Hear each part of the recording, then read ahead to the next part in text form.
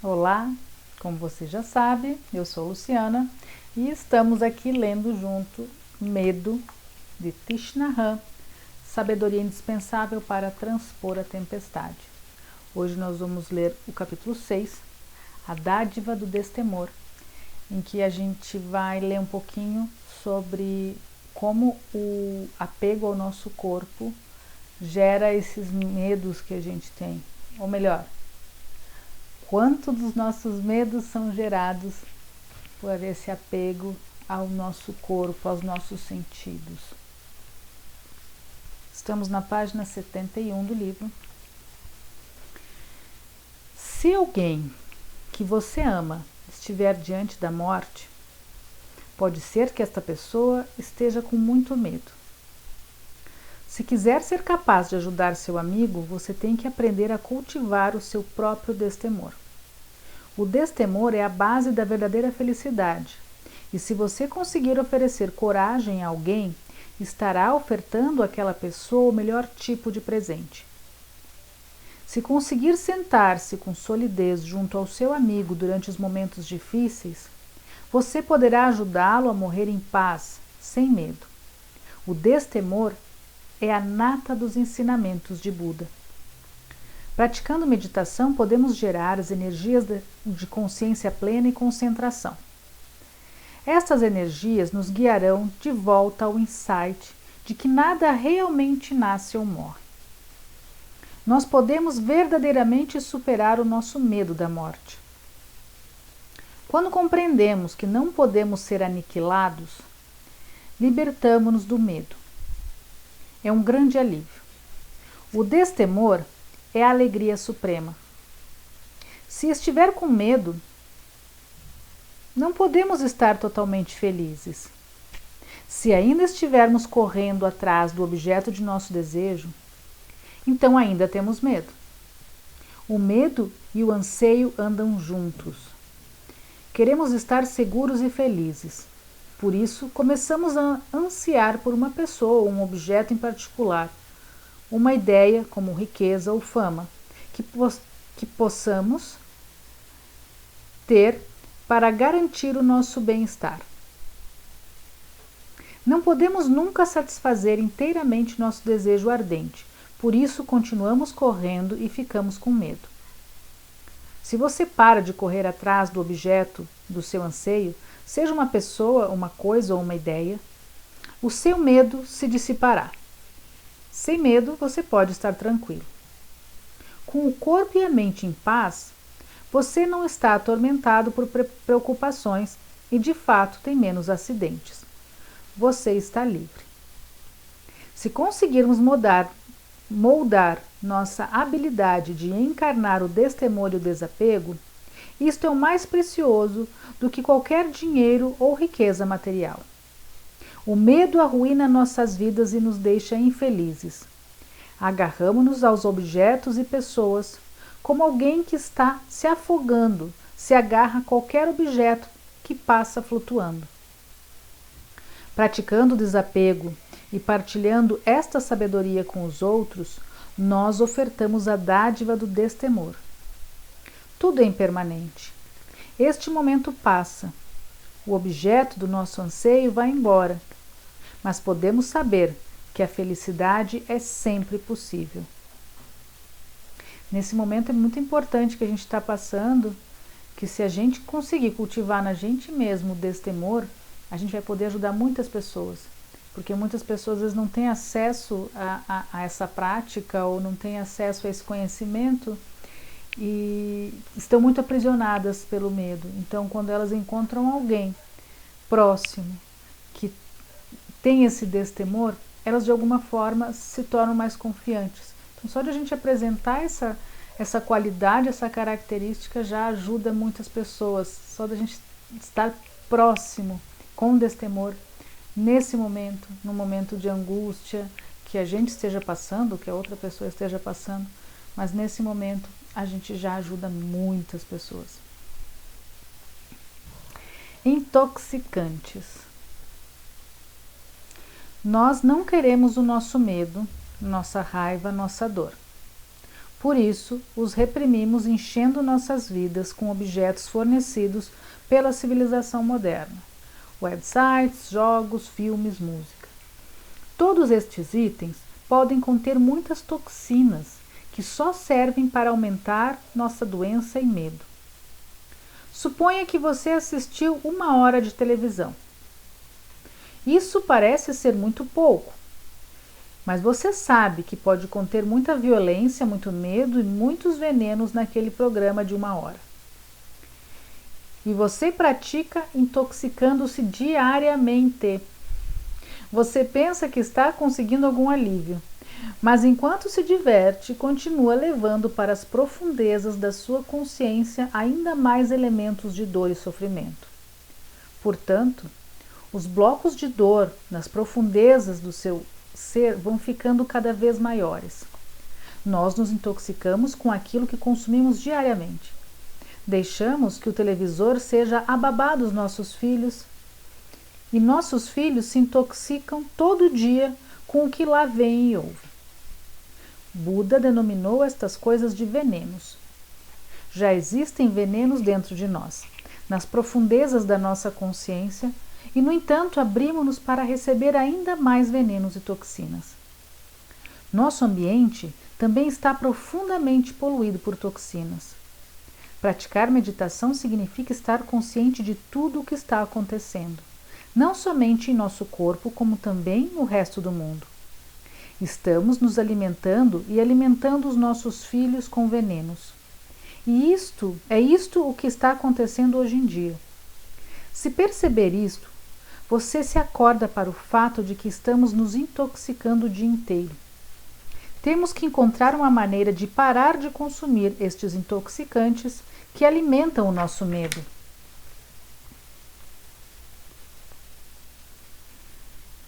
Principalmente agora que a gente está cheio de notícias por todos os lados, a todo instante, no WhatsApp, na televisão, nos grupos, na conversa com familiares.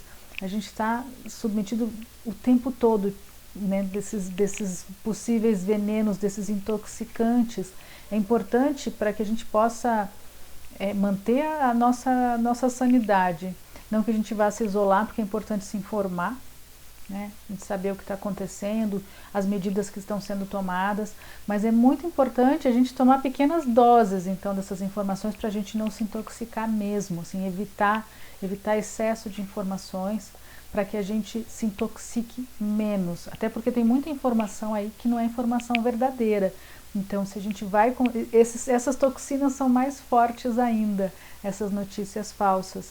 Então é muito importante esse ponto, né? Thich Nhat Hanh traz isso nesse livro já que está escrito há muitos anos, mas é muito presente para a gente assim nesse exato momento. E a gente está em isolamento nesse momento, então submetido a essas informações à televisão e ao celular, ao computador, o tempo todo quase. Então é muito importante. Eu aconselho que você determine aí um tempo máximo por dia em que você vai se dedicar a se informar, né, para não se intoxicar demais.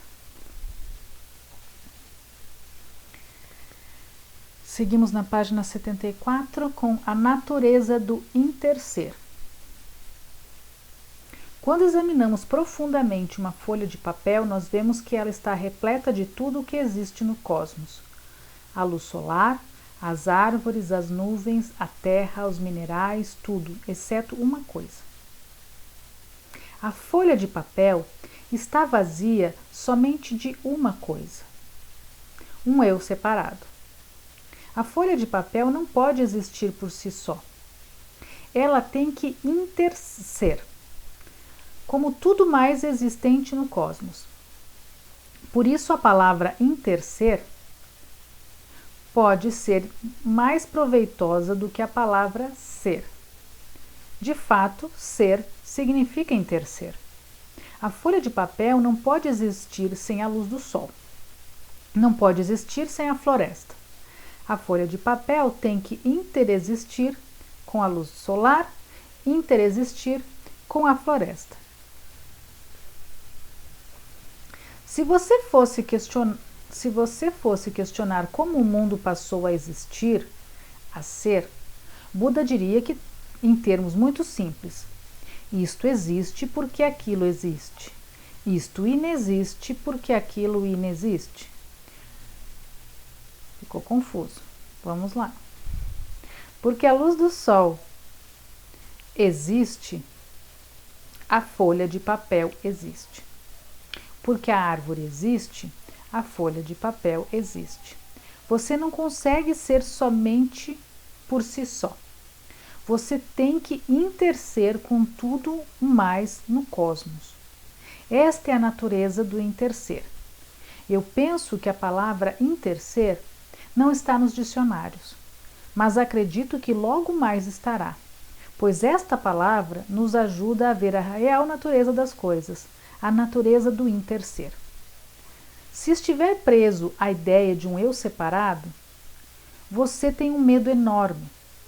Mas se examinar profundamente e for capaz de ver você em toda a parte, você perde esse medo. Enquanto monge, todo dia eu pratico examinando profundamente. Eu não dou palestras simplesmente. Posso me ver em meus alunos. Eu me vejo em meus ancestrais. Vejo neste momento minha continuação por toda parte. Todo dia eu me esforço para transmitir aos meus alunos o melhor daquilo que recebi dos meus professores e da minha prática. Eu não acredito que um dia deixarei de existir. Eu disse aos meus amigos que o século XXI é um morro, um lindo morro que vamos subir juntos enquanto sanga. Eu estarei com minha sanga durante todo o percurso. Para mim, isto não é um problema, pois vejo cada um em mim e eu em cada um. Esta é a prática de examinar profundamente, a prática da concentração na vacuidade, a prática do interser. Esse conceito é um conceito novo, né? Um conceito talvez diferente para muitas pessoas.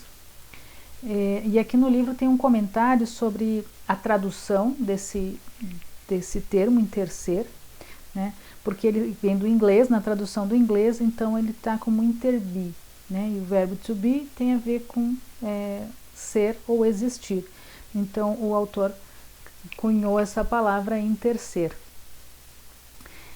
E talvez é uma boa reflexão a gente pensar o que existe em nós e a gente reconhecer o que existe em nós. Então os nossos ancestrais existem em nós, partes, né? Agora quando eu estou falando aqui com você, então é como se eu também existisse em você, porque parte minha está em você nesse momento desse contato. Então a gente é como uma rede e como um pedacinho de cada um, vivo em nós e nós vivos também em cada um, que a gente tem algum contato, alguma influência. De alguma forma, eu também existo quando talvez essas palavras que eu estou falando para você ecoa e reverbera em você e você passa isso adiante, eu também passo adiante através de você. É muito bonito. E com isso a gente perde, de alguma forma, né? Diminui os nossos medos, medo da aniquilação, medo de desaparecer completamente.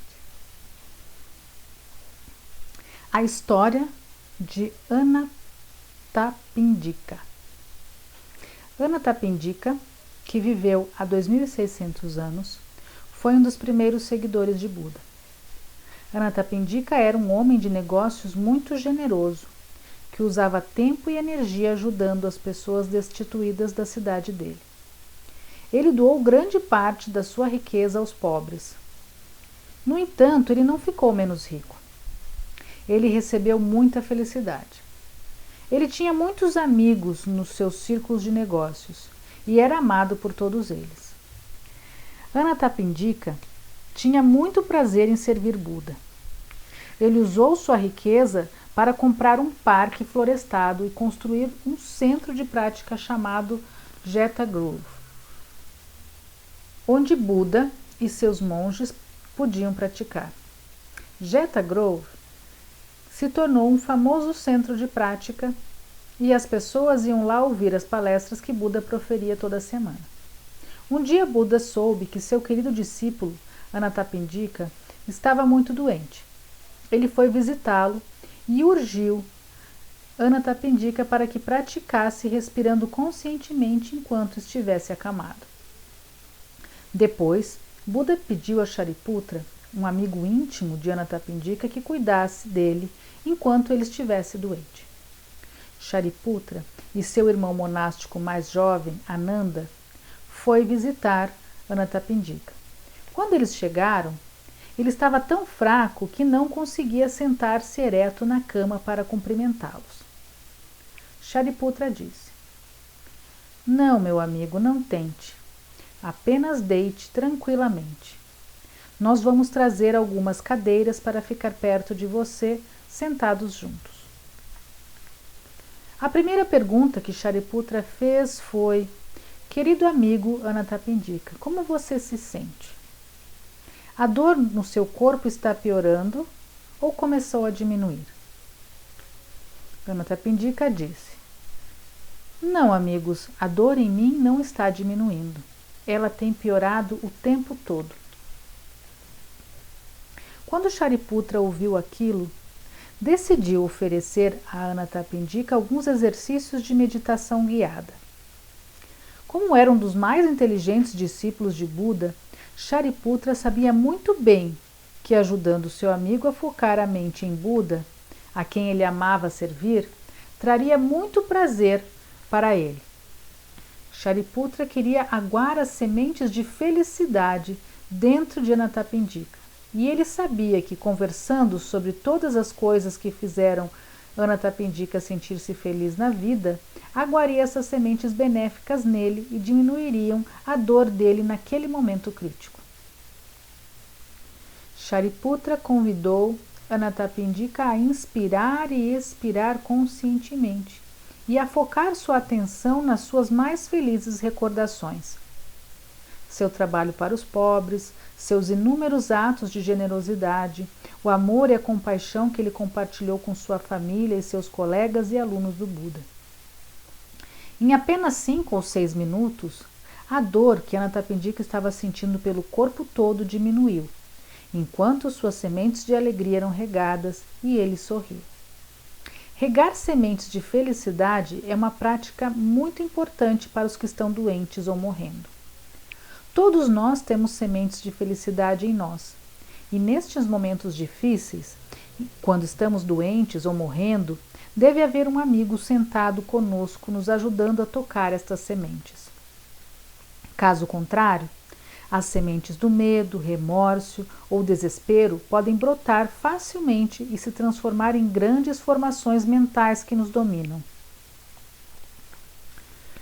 Quando Anathapindika foi capaz de sorrir, Shariputra viu que a meditação tinha sido bem-sucedida.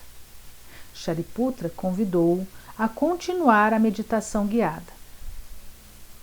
Querido amigo Anathapindika, agora é hora de praticar a meditação sobre os 6 sentidos. Inspire, expire e pratique comigo. Estes olhos não são eu. Não estou aprisionado nestes olhos. Este corpo não sou eu. Não estou aprisionado neste corpo. Eu sou vida sem limites. A decadência deste corpo não significa o meu fim. Não estou limitado a este corpo.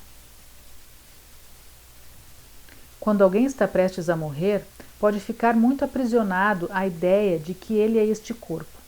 Ele fica aprisionado na noção de que a desintegração do seu corpo é sua própria desintegração. Estamos todos muito temerosos de nos transformar em nada. Mas a desintegração do corpo não consegue afetar a verdadeira natureza da pessoa prestes a morrer. Por isso é muito importante que nós sejamos capazes de examinar profundamente para ver as formas pelas quais não somos apenas nossos corpos. Cada um de nós é vida sem limites.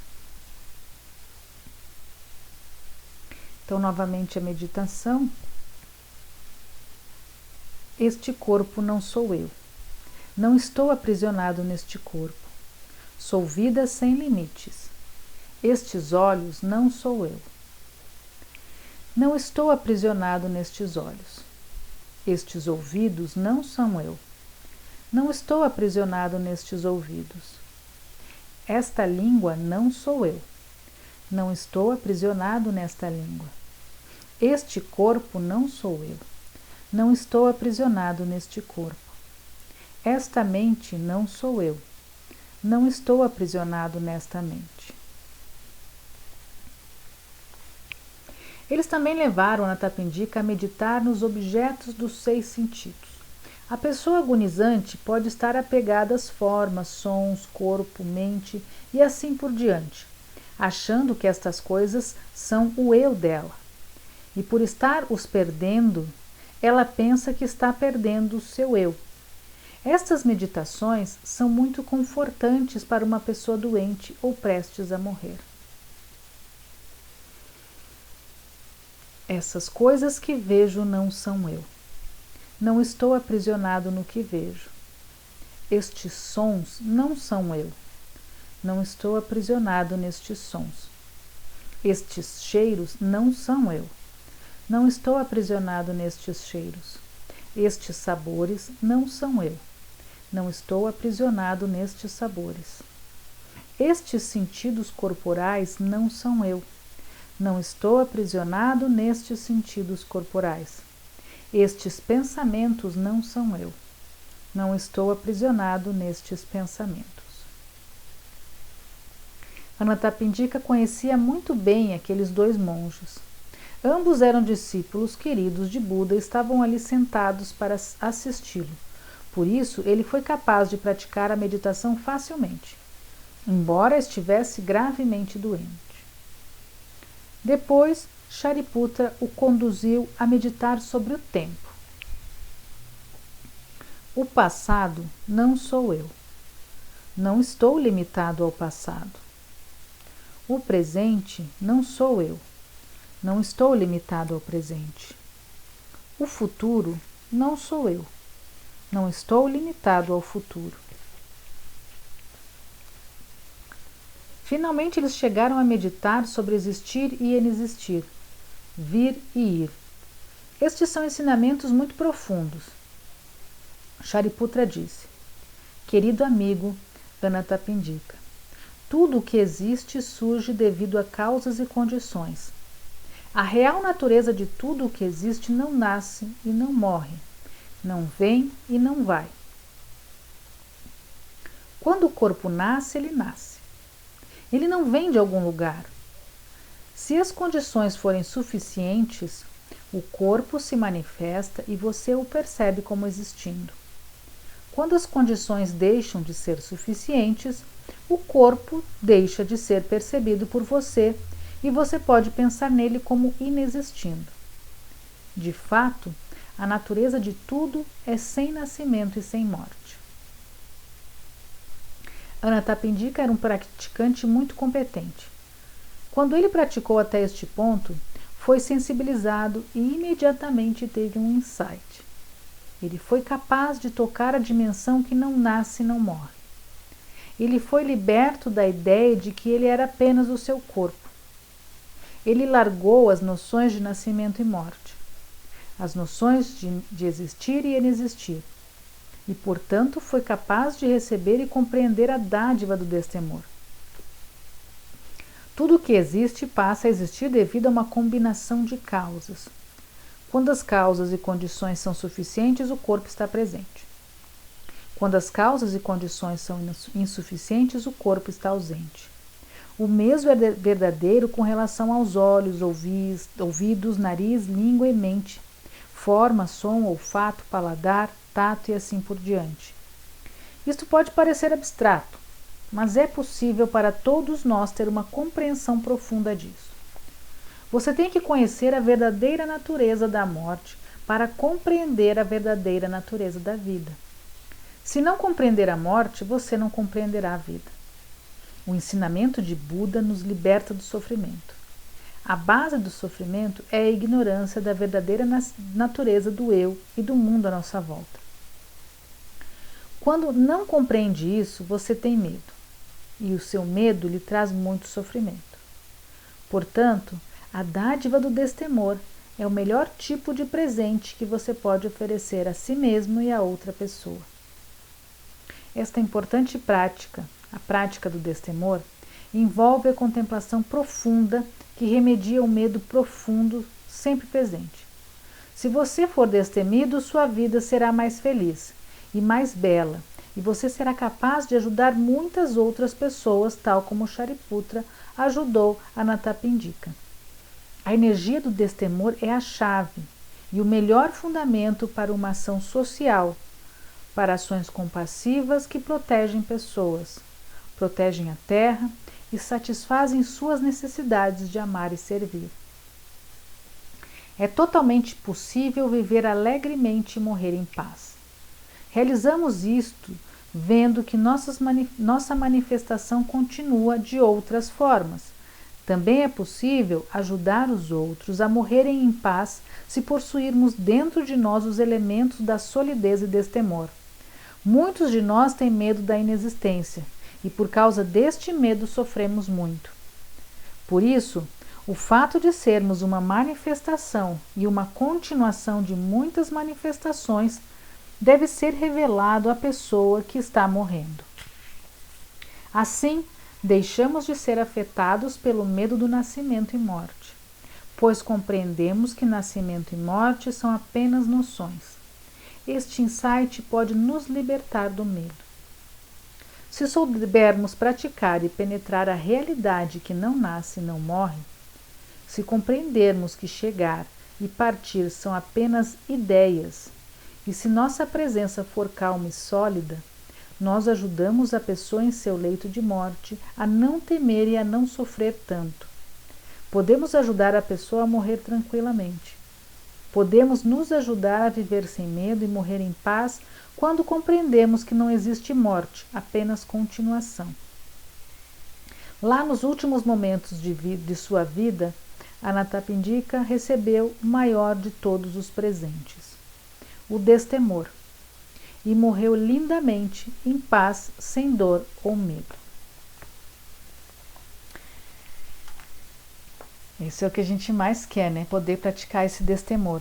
É importante que eu diga para quem está chegando agora, para quem não conhece esses ensinamentos, para quem não conhece essa ideia do destemor, do interser ou do não ser, né? Pode parecer um pouco confuso. Eu acho que é importante a gente ficar com a essência, né, desse ensinamento, que é a questão de que a gente é uma continuação, não tem um aniquilamento de um eu com a morte. Esse é o principal ponto.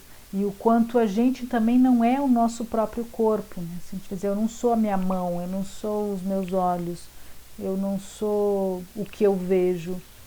Essa é uma contemplação profunda, como ele fala aqui, e é uma contemplação a ser feita por um longo tempo, muitas vezes. Então, se você achou confuso, se você achou difícil, se parece que não caiu bem, também fique tranquilo, não tem problema, é natural, né? Mas vá praticando aos poucos, se questionando, né? Analisando um pouco se você é o seu corpo, você é o que você vê, você é os sons que você ouve, você é o tempo que passa. Essas práticas dessas meditações, né, de Shariputra aqui para o seu amigo, então eu acho importante para quem está chegando agora e não está habituado, não está familiarizado com esses termos e com essa visão realmente. Então, bora lá praticar o destemor. É muito importante, a gente pode ajudar muitas pessoas através da nossa prática, do nosso destemor. Por favor, se você gostou do vídeo, deixe eu saber, né? Deixando o seu joinha lá no vídeo e comentando. Se você achou confuso e quiser comentar que ficou confuso, ótimo, porque fazer alguma pergunta, assim eu vou saber. Se você entendeu, ou o que você entendeu, quiser comentar o que você entendeu, trazer exemplos, maravilhoso também, porque isso pode ajudar outras pessoas de uma forma que talvez eu não tenha conseguido explicar corretamente. Tá bom? E compartilhe para quem você achar que pode se beneficiar com isso. No próximo vídeo, nós vamos para o capítulo 7, falar do poder da consciência plena. Até mais, tchau, tchau.